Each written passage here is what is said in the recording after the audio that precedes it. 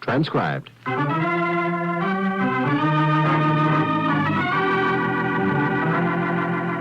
Listen to Herbert Marshall as The Man Called X.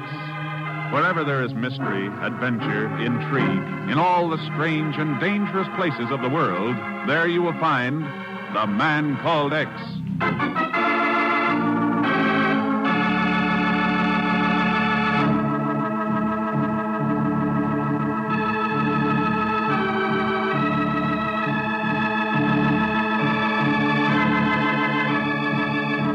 It began in a modern hotel room in the city of Dar es Salaam, capital of the Tanganyika territory.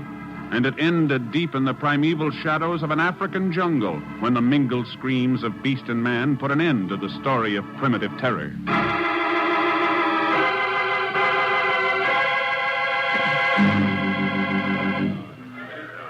Multavo welcome you once again to Dar es Salaam, Bwana Thurston. It was most kind of you to come. I got your message in Cape Town and took the next plane out. What seems to be the trouble, Multavo? Multavo is Bantu chieftain who tried to make his people civilized, to bring them peace, health, education, God. And you've done it. The outside world is filled with people not half as civilized as yours. All this is no good, Bwana, if the work comes to an end. Why should it? You've a son to carry on when you leave off? Multavo's son is dead. Oh, I'm sorry. It is not for sorrow, Bwana. He caused some of my people to drop the good book and pick up guns, crying to them to burn, to kill, to drive the white devil out of Tanganyika. So that's it. They're spreading their propaganda poison here, too. Like they did in China, Korea, and the rest. How did your people get those guns? Who's been egging them on? Multavo do not know. You know only that when his son was killed, he was carrying this. A statuette of an elephant. Carved out of, what is this, some brilliant blue stone. It is so. That same blue elephant appear whenever there is violence. It is worshipped by those of my people who now carry guns. They say it trumpets in the night, calling for white man's blood. I see. That is why Multavo call upon his good friend. Why Multavo ask for help for his people. All right, Multavo. I'll see what I can do.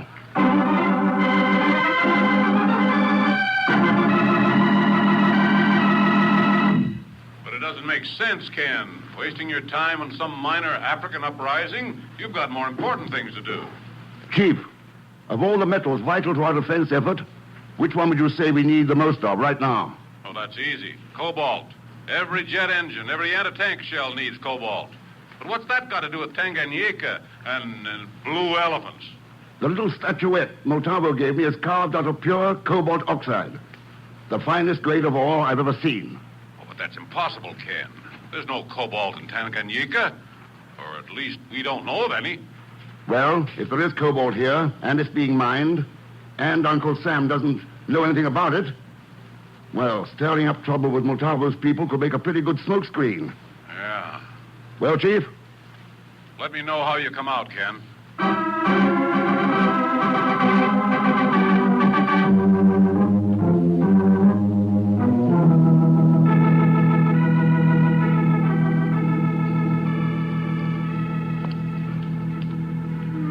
You're absolutely certain of your facts, Sir Robert? Of course I am, Mr. Thurston. As Commissioner of the Port, I can assure you that there is not 1 ounce of cobalt in all Tanganyika. Oh. No, Mr. Thurston, your theory about the native unrest simply will not hold water. Why not prove it for yourself? Be a weekend guest at my plantation near Kairobi. It's in the heart of the trouble area. Thanks, I will. There's a train leaving this afternoon. I'll have my niece, Jean Thompson, meet you at the station, and I'll fly in later and join you. That sounds good. By the way, Sir Robert, your plantation must be near some mineral deposits, isn't it? That's right. There's a mining district nearby. What made you ask? Paperweight on your desk. Eh? Paperweight? Yeah. This piece of mineral ore. Beautiful blue coloring. If you hadn't told me differently, I'd almost think it was cobalt oxide.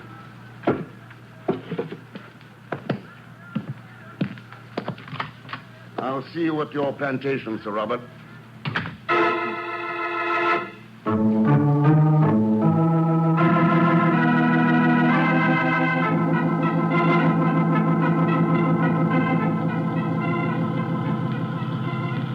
I'm afraid Uncle Robert asked you to visit the plantation at a rather inopportune time, Mr. Thurston. Why is that, Miss Thompson? We've been having some difficulty with the Bantu tribesmen. These jungles are pretty dangerous at the moment. Yes, I have noticed the gun you're wearing. When we've killed enough of those beggars, they'll see the light and settle down again. You make it all sound pretty direct and primitive. Life out here is direct and primitive. It's a lesson you'd better learn if you care to survive. A threat, Miss Thompson? Friendly advice. And I would suggest... Pull off the road. Off the road.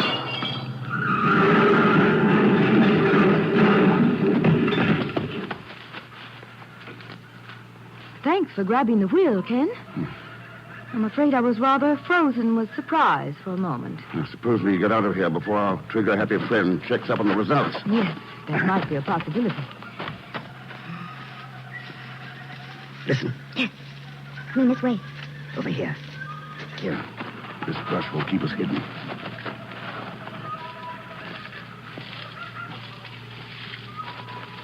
That's far enough. Get his gun, Ken. I have him covered. His gun? Covered, but... Well, hello, Mr. Thurston. Oh, for Pagan. Oh, that's right, Mr. Thurston. The devil are you doing here, and with that elephant gun? What a question. I'm hunting blue elephants, Natch.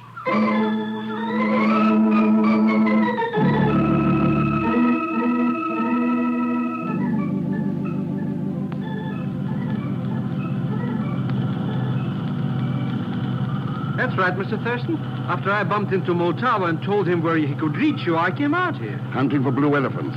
Or waiting for me to show up so you could chisel a few bucks. Well, you know how it is. Yes. I'm afraid that I don't.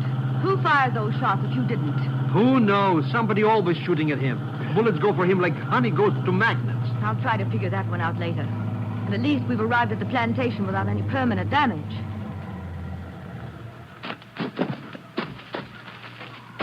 Hey, what happened to the windshield of this crate, Gene? Flying too low and run into a flock of buzzards? It was a buzzard, all right. The human kind, George, with something like a .375 Magnum Winchester, loaded for elephant. You're kidding. You wouldn't have thought so if you'd been along with us. Oh, George, this is Ken Thurston.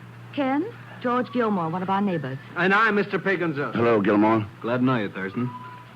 Say, you must be the man with the cobalt theory. What do you know about it? Only what Sir Robert told me. Uncle Robert, is he here?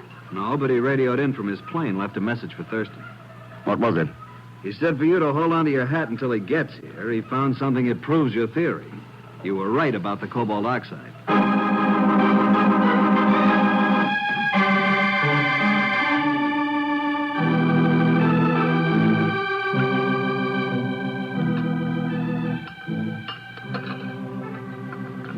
So that's your theory about this Bantu business, Thurston. You think it's a cover-up for a cobalt play of some kind? That's about it, Gilmore. That's ridiculous. There's no cobalt in Tanganyika. You're a mineralogist, George. You should know that. Well, I do, Gene. Or I did, until Thurston showed me this. But this blue elephant is pure cobalt oxide, nothing else but. That doesn't prove a thing. Why not let the man who knows settle the argument for us? Sounds like Sir Robert's coming in now. Yeah, you're right. It's pretty dark out. How are the landing lights on the strip? More than adequate. There. See the strip? Yes. And there's something wrong with those lights. Wrong? Oh, look at the end of the strip. Don't those lights run right into the grove of palm trees? Holy smoke, you're right. If he follows him, he'll overshoot the field and land right in the middle of it. Pull her up, Sir Robert! He's seen the trees. He is pulling up. He'll make it. He's got to make it.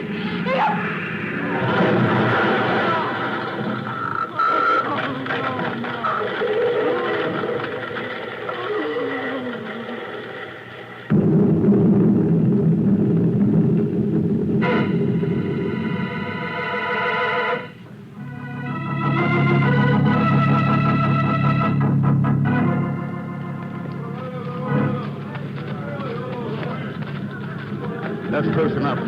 We can't help it now. What a terrible way to die. In a horrible accident like that. Gene, it was murder. Murder? Yeah. The landing lights?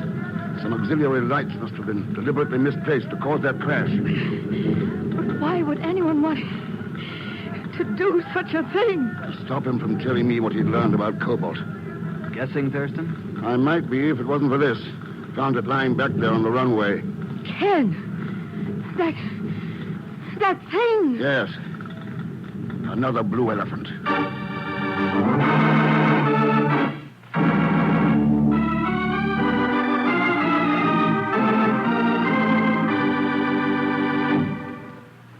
We'll return to the man called X in just a moment. Friends, there's no way of making an appeal to tornadoes. I can only appeal to you. Tornadoes, which recently swept through 6 southern states, hospitalized 696, affected 2,433 families, destroyed 1,007 homes, and damaged 1,348 homes. The Red Cross has made an initial allocation of $1 million for immediate emergency relief, and that is just the beginning. So great is the need that your Red Cross has increased its $85 million fund goal by $5 million. So give the hand of the good neighbor, answer the call, and give generously through your American Red Cross. Now, Act 2 of The Man Called X, starring Herbert Marshall, with Leon Belasco as Pagon Zellschmidt.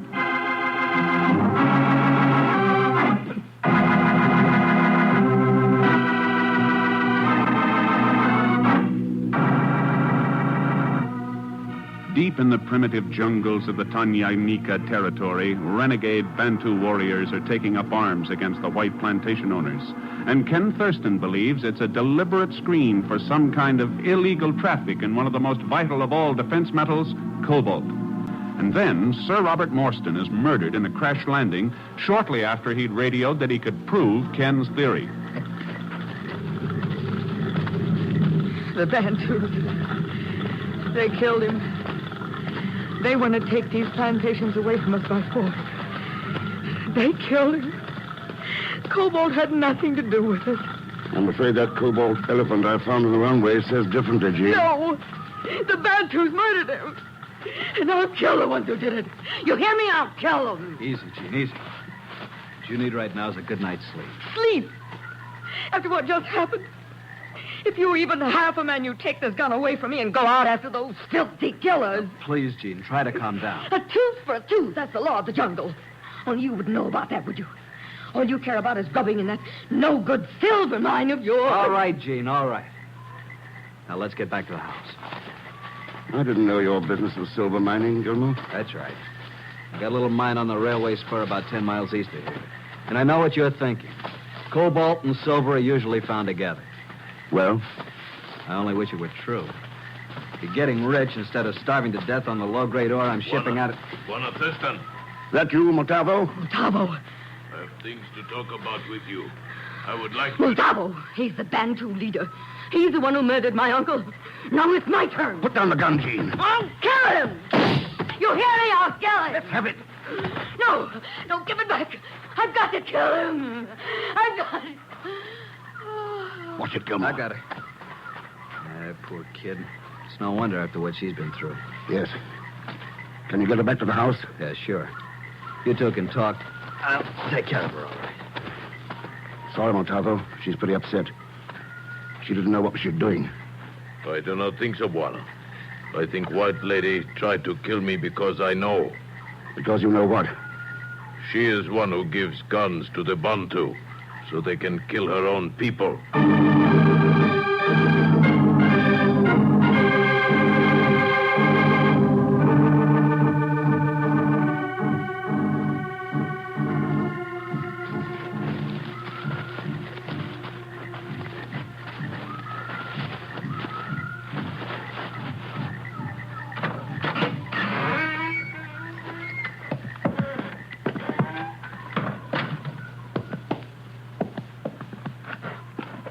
Those the boxes?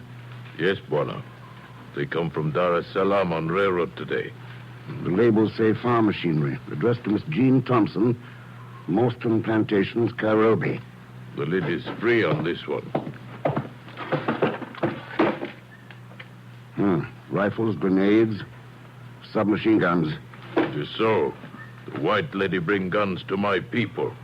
She has caused them to forget the way of peace. She's killed my son. Wait. Someone is coming. Quiet now. All right, hold it. James, don't you? Oh, fuck. It is the strange one again. Strange one? How do you like that? The only thing strange is why Mr. Thurston keeps on jumping out at me all the time. All right, Pagon. Why'd you ship those guns here in Gene Thompson's name? Who shipped what guns in whose name? And I didn't have nothing positively to do with it. Why not? This one, he shipped those guns? Sure. I couldn't miss the handwriting on those labels. It's forgery, Mr. X. I swear it by my father. And besides, they don't really belong to me. I only got them on consignment. That's all. What? No, well, sure. When Multava told me somebody was shipping guns up here, I figured I might as well get into the act. So I sent this stuff here and charged it to that Gene Thompson cookie. So you would have my people kill and be killed, so you could reap a harvest of gold. Yes. No. I didn't want nobody killed. I only wanted to make a past couple of bucks. Mr. X, please. It's all right, Multavo. No harm's been done. We'll see this stuff is sent back. The strange one should be punished, Buana. Don't worry, he will be. He's going to work. Oh, sure, don't worry. I will be. I'm going to work. Yes, looking for cobalt in a silver mine.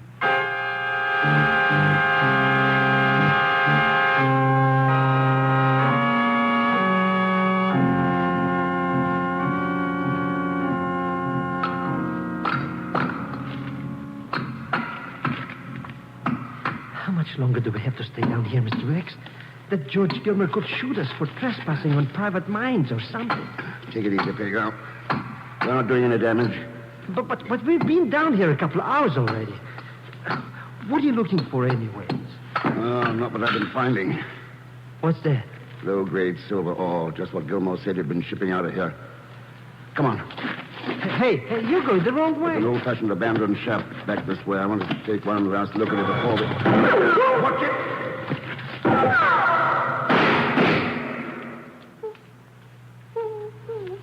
I told you that Gilbert would shoot us or something. Let's get out of here, Mr. Red. Not before I find out who it is.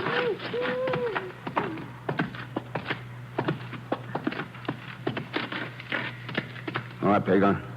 You can open your eyes now. Oh, Mr. X. Yes. Oh, but it can't be. He's already dead. Burned up in that airplane crash. Then he died twice. Yes. Sir Robert Morstan.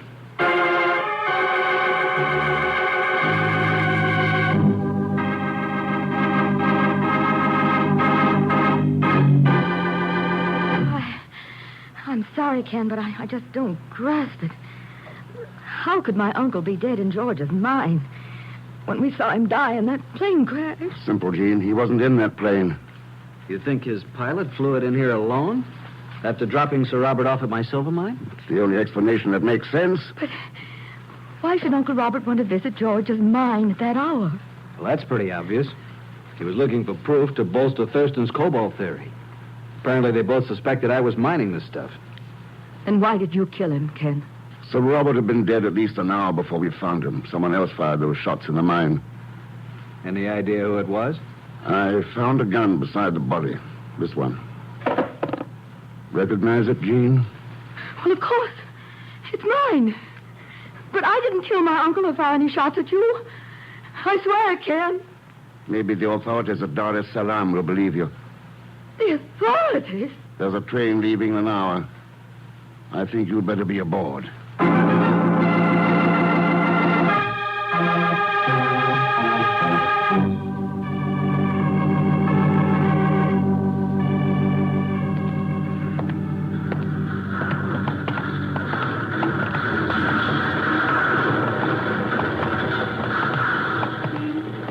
Well, I guess we got this one all washed up. Hey, Mr. X? Not quite, Pagan.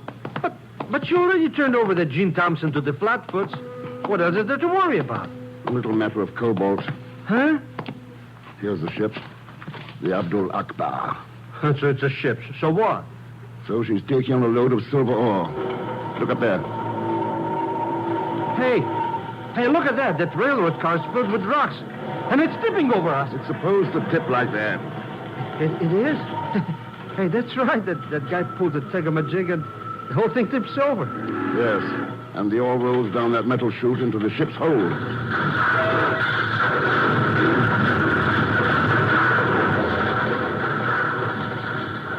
Pretty classy stuff, eh, Mr. X? Whatever would they think of next? Suppose we find out.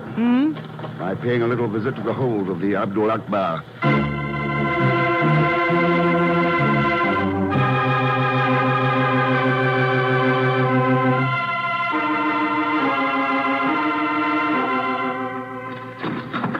Boy, look at all that stuff, Mr. X. Must be enough silver in here to build a clean suit. It's plenty valuable, all right, but it's not silver.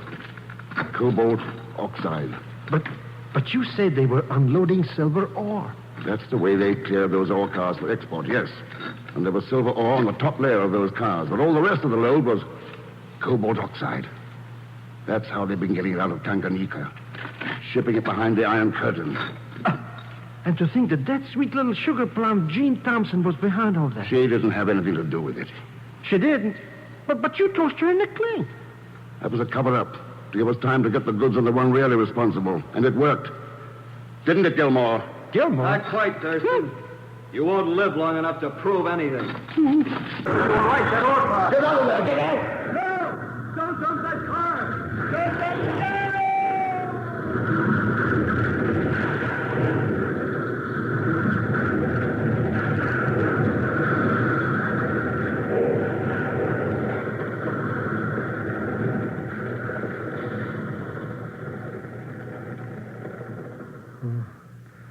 Oh, Mr. Thurston. Yes. But he told this man not to dump any more cars. Look up there. Up the control lever. Mr. X, it's Motavo. Yes. The law of the jungle, Pagan. A tooth for a tooth.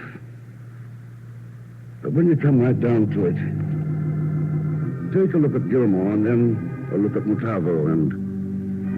Oh, well, it's not too tough to know which one is really civilized.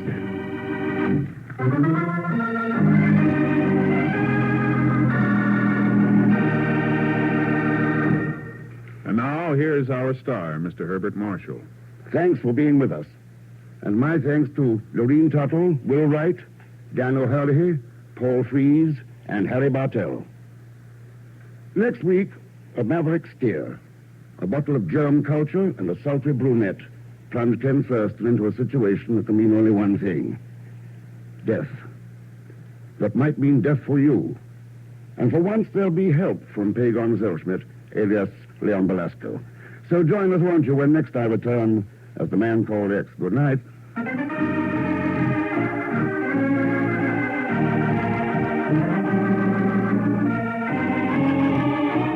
The Man Called X, starring Herbert Marshall, is a J. Richard Kennedy production with music by Milton Charles.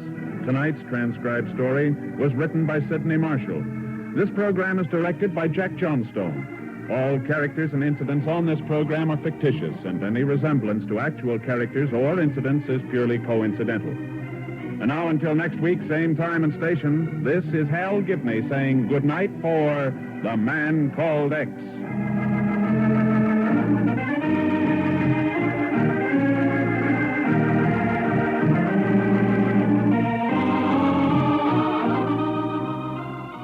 This is NBC, the National Broadcasting Company.